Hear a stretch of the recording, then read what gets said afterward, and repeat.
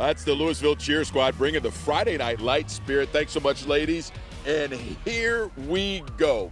And welcome, everyone, to Friday Night Football, the fifth quarter. Joe Trahan with you tonight.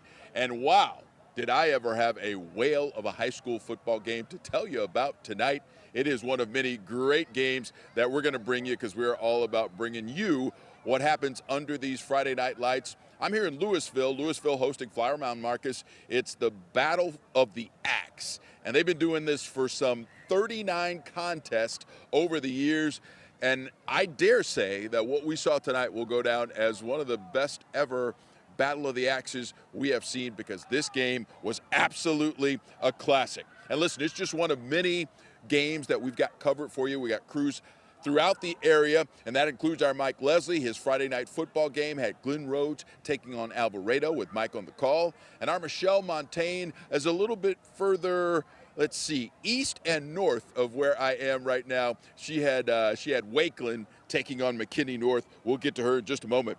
But let's get started right here and right now. Flower Mound Marcus and Louisville in a 5-6A battle, and was it ever a battle? They were literally flipping out to get this one going. Marcus opens the scoring in this one. Big Cade McKnight takes the inside handoff, and he would power in to make it 7-zip Marauders. Then in the second quarter, Louisville puts together a really nice drive, but they have to settle for this Declan Ham field goal. That made it 7-3. And then we pick it up just before the half. Marcus QB Colton Nussmeier, he's the son of former Cowboys QB's coach Doug Nussmeier. He hits Barrington Kogler, nice hookup. Marcus up 14-3 at the half. Then we had an absolutely bonkers finish. 35 points in the final 5 minutes. Nussmeier hits Jamison Mayfield. Marcus goes in front 28-27 with just 41 seconds left. But the Farmers just kept fighting. Tanell Hill powers in for the game winner with just 8 seconds left. 33-28. Louisville wins the Battle of the Axe tonight in an absolute unmitigated thriller.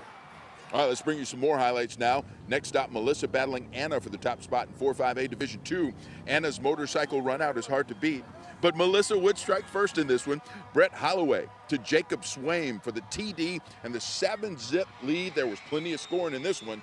This time, Holloway calls his own number. He takes the keeper 9 yards for the score. Cardinals go back in front, taking the 14-7 lead. But Anna would have answers, and that's QB Ziondre Williams. He's going to take this one and go 47 yards for the score.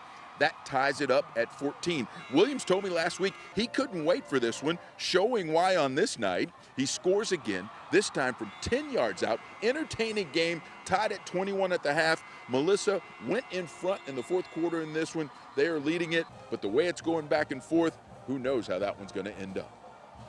All right, the top two 4A teams in the area, both undefeated. Salina hosting Panther Creek in this one. The Bobcats strike first. After a methodical 15-play drive, QB Bo Bentley keeps it himself for the TD and a 7-zip Salina lead. Then later, they come back. The Panthers do. Donovan Webb takes the handoff, stays in bounds. He's going to go 44 yards for that touchdown, and we are tied at 7. Similar story in the second quarter. Evan Keeney powered over the goal line for the 2-yard score. Bobcats go back in front 14-7, but the Panthers even the score on another big play. Graylin Fry to Parker Ord, breaks a couple tackles, 44 yards for the score there. That one tied at 14 at the half. And I'll have to ask our producer what that score is right now. Can you tell me? Still in the 35-28, Salina in the fourth quarter. And listen, it's just happening fast and furious tonight. It is so much fun with these Friday Night Lights. I got to tell you, it was an absolutely wild scene here at Louisville after the way they won this ball game, and it was fun to be here. And I'm going to try and get interviews with coaches and players. But before we do that, I do want to check in with Michelle Montaigne. She's in Frisco, trying to see if Wakeland could keep a really good start to this season going as they hosted McKinney North. Michelle?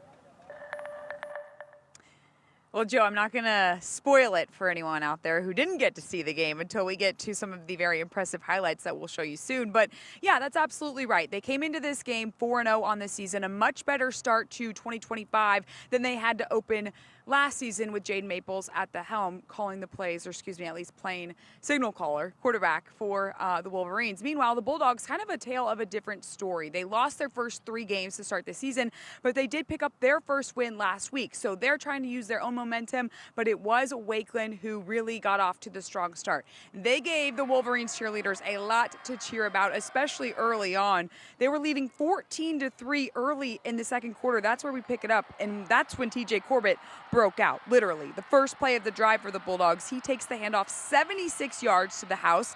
It was McKinney North's only touchdown of the first half, and it was Wakeland 14-10 with 10:39 to play in the quarter. But from there, all Wolverines. Jaden Maples hits Grayson Meyer from 7 yards out, and Frisco Wakeland makes it an 11-point lead. He was actually Maples' favorite target tonight, had a game-high 11 of them. Then just over a minute to go in the half, Maples all day to throw, launches this one all the way downfield, finds Lucas Mangum underneath it. He finds the end zone 3 times tonight, actually. And in the final play of the second quarter, Austin Cahooch, throws it up.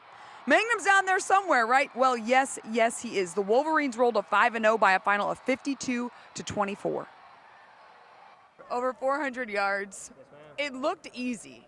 How did it feel out there? Felt easy, you know, when everyone's kicking on all cylinders like that, it's an awesome feeling, especially when you can go out there and you can really put on the field after a good hard work of practice.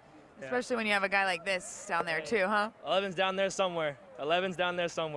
Yep. That 45-yard touchdown pass with a little over a minute to go in the second quarter. It looked like you caught the ball almost without seeing it. Can you walk us through that play?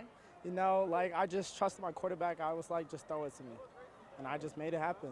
I'm just grateful that we've been putting in a lot of work, me and Jaden especially, off the field, out of practice. Like, I just wanted to go throw the post, and it happened. You hear a lot of quarterbacks and receivers talk about that, like the out of practice reps that you guys put in. Why does it make such a difference? It builds chemistry, I feel like. I feel like if you don't work with your quarterback just on the field, I feel like you won't show on the field. So I'm saying, like, outside of practice, outside of school, it builds a lot of chemistry between you and your quarterback.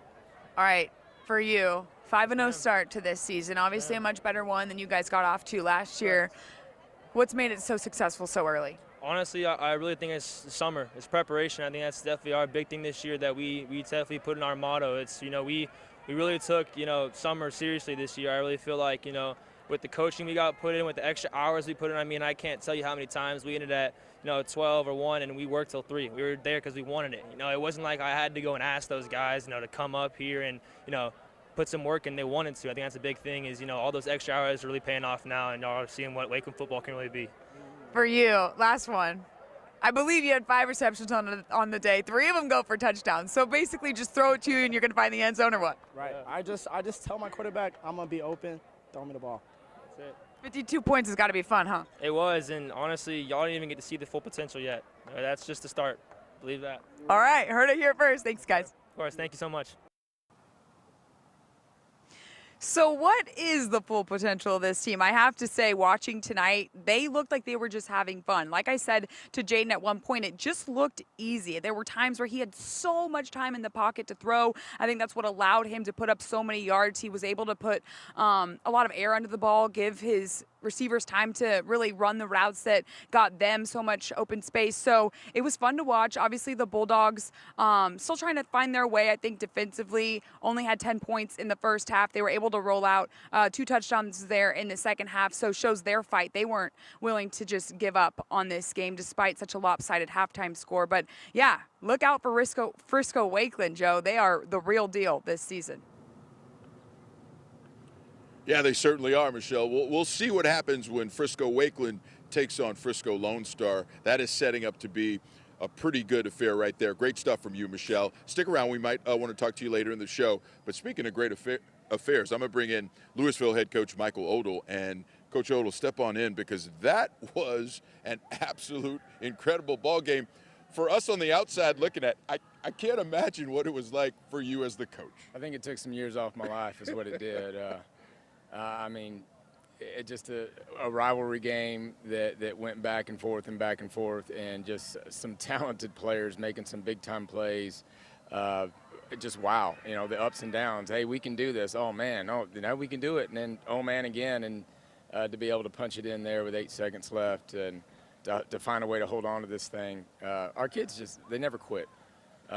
We need to do better a lot of different ways, but they don't quit. They kept believing in each other, and even when I might have lost my cool a time or two, they were like, "Coach, we got you, we got you." So the kids, that will take with them forever. So just excited that they're able to bounce back and keep fighting and keep persevering through all the things that happened tonight. Yeah, the Farmers put the fighting Farmers tonight. There's no doubt about that. You just kept coming back. 35 points scored in the last 5 minutes of this thing. And by winning tonight, this senior class keeps the axe for all 4 years, right? Yeah. Can you talk about the importance of that and the way that these young men just refuse to give in? Yeah, that's a big thing, to have that axe 4 years in a row. I mean, I played on 2 state championship teams at this school, and we didn't have it 4 years in a row. So that's a big deal. That's a really good program over there. Coach Alexander does a heck of a job, and his staff. I mean, that's a good football team. For us to find a way to win this, being down like we were, 2 scores there in the fourth quarter, and to keep coming back, man, it's exciting. I want to start enjoying this. There was just so much extracurricular at the end that was tough to deal with. But man, you got to sit back and enjoy this, because that's a good football team we beat, and it's a district opener, and it's a big rivalry. And to keep the axe here in Louisville that means a lot to me, being a Louisville grad. So. And I'm gonna let you go after this, because I do want you to go and celebrate this with your team and your family and everyone. I could be anywhere on Friday nights, but I like to be under the lights and watch games like this, watch rivalries like this. Can you talk about how the community infuses that fight in these young men that you have, and what the community means to this program? Yeah, absolutely. This is a blue-collared community that we're well over 100 years old, and this town shuts down for Friday night football, and we bleed maroon. There's a lot of, and there's a lot of guys that bleed maroon that are over there wearing red too. So it's kind of a Civil War type thing. So yeah. This is 2 communities that border each other, a lot of people that know each other really well, and man, that's what you saw. It was intense. But yeah, it's the communities. They come out for these things, and the crowd was amazing. The bands were getting after it. The cheer was getting after it. I mean, our administrators were. I mean, the sidelines were packed. I mean, it was a heck of an atmosphere. So, man, to figure out a way to come out on top, we're tickled to death. So. It was a great night. Coach, yes, thanks for the time. Yes, thanks so much. You want to talk about an entertaining night tonight from head coach Michael Odell, as well as Michael Alexander, the head coach there at Flower Mound Marcus. It was great stuff to watch tonight. Just fantastic, and I am absolutely thrilled that I was here. Now, I do want to take it outside of the realm of football for a minute, because I do want to tell you, we just had Frisco Wakeland on. I want to tell you about a Frisco Wakeland golfer by the name of Luke Colton, who has had an amazing accomplishment. Luke Colton qualified for Team USA's Junior Ryder Cup team. There are only 6 young men, 6 young women from across the country who got a chance to do it. They represented our country in the Junior Ryder Cup that just finished up. The matches took place at Nassau Country Club in New York, and what an experience for Colton and his team members on Team USA. They won the Junior Ryder Cup 17.5 to 12.5 to reclaim the cup, and that is an experience that Luke Colton will never forget. All right, we're going to stay outside of the realm of football for just a little bit longer, because you also need to know about the Byron Nelson volleyball team. They are ranked number 1 in the country, and we're going to broadcast one of their games right here on WFAA+. It's a matchup of elite volleyball powers as defending state champ and national champ Byron Nelson visits 11th ranked South Lake Carroll. Watch live for free Tuesday at 5:30 on WFAA+. All right, so our Mike Leslie will be on the call for that volleyball game. Should be a ton of fun. Can't wait to see what South Lake and Byron Nelson put on for that one. And, of course, our Mike Leslie on the call for Friday Night Football tonight. He had Glen Rose and Alvarado taking on each other. Mike, I had a barn burner tonight. Incredible stuff. Tell us all about your game. Yeah, Joe, sometimes you get a good football game. Sometimes you get a good story. Tonight we kind of got both. Glen Rose came into this football game 0-4 on the year. Regularly very good. Had some serious injury woes over the course of the season. 5 different kids going down to significant injuries. And they started this season 0-4. Vastly different than the expectations that were had for this football team. And they came on the road to face an Alvarado team that was undefeated and ranked 8th in the state in 4A Division I. And the football game was outstanding. Let's show you the highlights from this one. Pick it up late in the fourth quarter. Alvarado with a 12-point lead, and it looked like this was what was going to end the football game. DeMarcus Belton with a 67-yard touchdown run, and with about half the fourth quarter left, it was a 19-point lead for Alvarado. Back comes Glenn Rose. They recovered an onside kick after the first touchdown. Then Judd Connolly hits Luke Males. It was 55-50, and they would get the football back and have a chance with 7 seconds on the clock. At the 20-yard line, a touchdown would win the game. But Connolly is sacked by Jordan Wright and Zion Brown, and Alvarado hangs on for the win. 55-50 the final. DJ Clampett running for 3 touchdowns. DeMarcus Belton running for 2. And their defense, even though there wasn't a whole lot of defense in this football game, 105 combined points between these two teams. It was their defense late that made the play they had to at the gun, and they get the win 55-50. Glen Rose falls to 0-5 on the year, Joe. I think they are the very best 0-5 football team in the state of Texas. They're probably still going to win their district as they have for the last 9 years running. They haven't lost a district game since 2015. Doesn't kind of feel like that's going to change this year based on the talent they showed tonight that they have. But Alvarado, very much a player. You mentioned that Frisco Panther Creek Salina game. Those are two teams that absolutely factor in 4A Division I Region 2. So does this Alvarado Indians team. They are loaded, and DeMarcus Belton is a problem for anybody that Alvarado plays. And now that you've seen Alvarado play, how do you think that could stack up? What are some of those attributes that you think will serve them well as they try and make that deep run in the playoffs, Mike?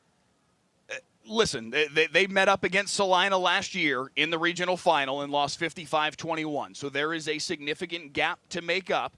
And, oh, by the way, as great as Alvarado looks, as sensational as they are offensively, as great as DeMarcus Belton is, they are without Cartier Collier, the young man who is now at Tarleton State, and that matters. Now, Cameron Jenkins played a whale of a football game tonight, the junior quarterback that is now the starter for Alvarado. He can put that football anywhere that he wants to on the field and is a stud and is going to, I think, broaden the scope of what they can do offensively because of how well he can push the football down the field. He and Belton in tandem is really, really hard to handle.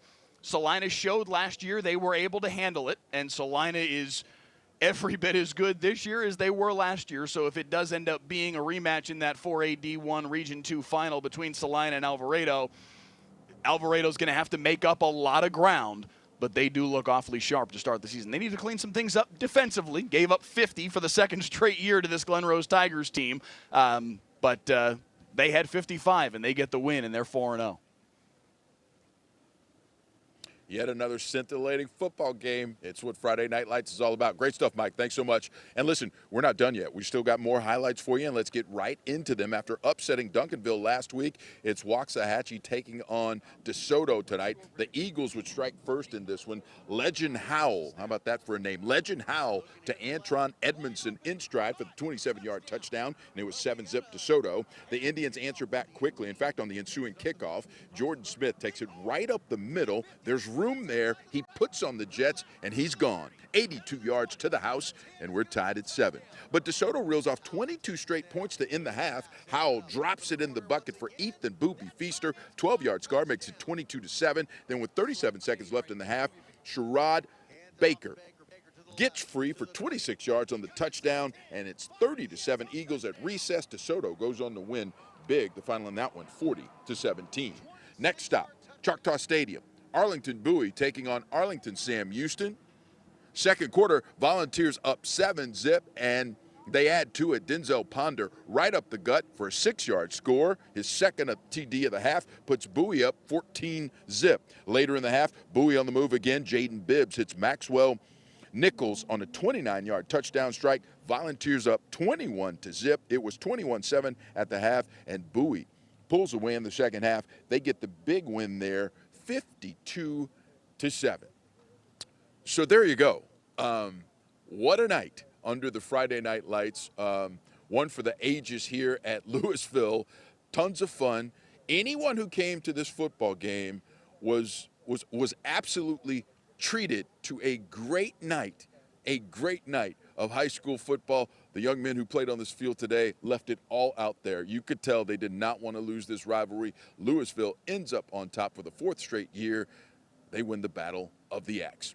All right, and that's a great way to finish it. Thanks so much for joining us on Friday Night Football, 5th quarter, where we care what happens under the Friday Night Lights. All right, everyone, have a great football weekend. Enjoy it, and we'll see you here next week, 10:40 Friday night, where you get all the best high school football you can handle.